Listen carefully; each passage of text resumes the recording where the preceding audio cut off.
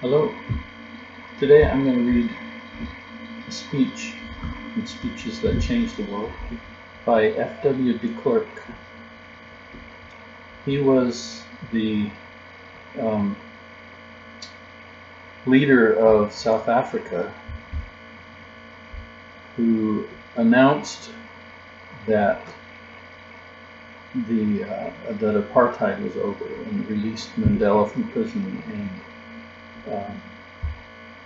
this is the speech that he gave in the Open Parliament in 1990 to start talking about that whole process.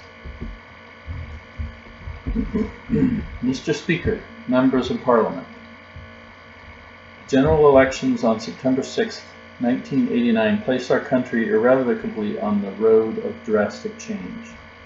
Underlying this is the growing realization by an increasing number of South Africans that only a negotiated understanding among the representative leaders of the entire population is able to ensure lasting peace. The alternative is growing violence, tension, and conflict. That is unacceptable and in nobody's interest. The well-being of all in this country is linked inextricably to the ability of the leaders to come to terms with one another on a new dispensation. No one can escape this simple truth. Our country and all its people have been embroiled in conflict, tension, and violent struggle for decades.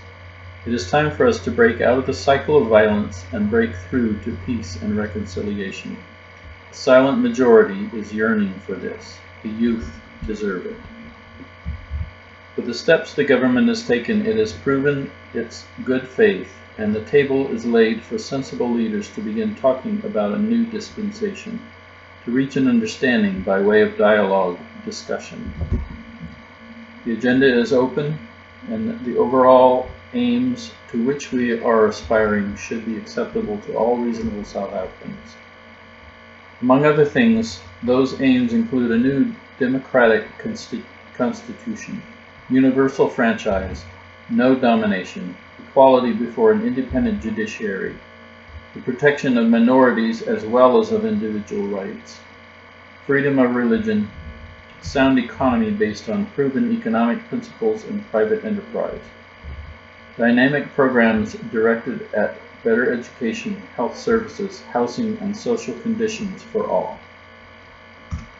In this connection, Mr. Nelson Mandela could play an important part. The government has noted that he has declared himself to be willing to make a constructive contribution to the peaceful political process in South Africa. I wish to put it plainly that the government has taken a firm decision to release Mr. Mandela unconditionally. I am serious about bringing this matter to finality without delay. The government will take a decision soon on the date of his release. Unfortunately, a further short passage of time is unavoidable. Normally, there is a certain passage of time between the decisions to release and the actual release because of logistical and administrative requirements. In the case of Mr. Mandela, there are factors in the way of his immediate release, of which his personal circumstances and safety are not the least. He has not been an ordinary prisoner for quite some time. Because of that, his case requires particular circumspection. Today's announcements, in particular, go to the heart of what black leaders, also Mr. Mandela, have been advancing over the years of their reason for having resorted to violence. As to their reason, the allegation has been that the government did not wish to talk to them, and that they were deprived of their right to normal political activity by the prohibition of their organizations. Without conceding that violence has never ever been justified, I wish to say today to those who argued in this manner, the government wishes to talk to all leaders who speak peace. The unconditional lifting of the prohibition on the said organizations places everyone in a new position to pursue politics freely.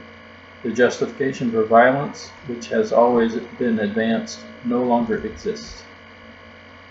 These facts place everybody in South Africa before a fait accompli. On the basis of numerous previous statements, there is no longer any reasonable excuse for the continuation of violence. The time for talking has arrived, and whoever still makes excuses does not really wish to talk. Therefore, I repeat my invitation with greater conviction than ever. Walk through the open door, take your place at the negotiating table together with the government and other leaders who have important power bases inside and outside of Parliament.